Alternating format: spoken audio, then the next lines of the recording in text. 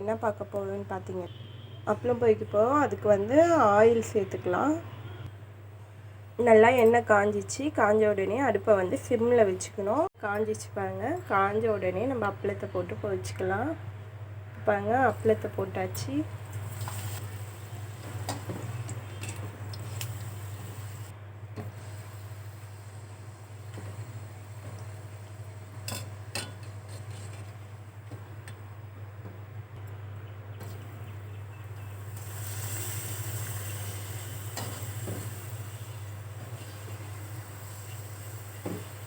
நல்லா திருப்பி விட்டாச்சு. இப்போ எடுத்துக்கலாம். இதே மாதிரி எல்லா அப்பளத்தையும் போட்டு எடுத்துக்கலாம். வந்து நம்ம ஆற வச்சு தான் ஏதாவது பாக்ஸில் ஊற்றி வைக்க முடியும். இல்லைன்னா நீங்கள் இதிலேயே குழம்பு தாளிக்கிறதா இருந்தால் கூட தாளித்து விட்டுக்கலாம். இப்போ இதை நான் ஆற வச்சு ஏதாவது பாட்டிலில் ஊற்றி வச்சுக்குவேன். அதே மாதிரி இதை ஊற்றும் போது நீங்கள் ஆல்ரெடி யூஸ் பண்ணுற எண்ணெய் கூட ஊற்றக்கூடாது, தனியாக ஊற்றி வச்சுக்கணும். அவ்வளோதான், எல்லா அப்பளமும் வறுத்தாச்சு. நம்ம இதே மாதிரி வறுத்து எடுத்துக்கோங்க.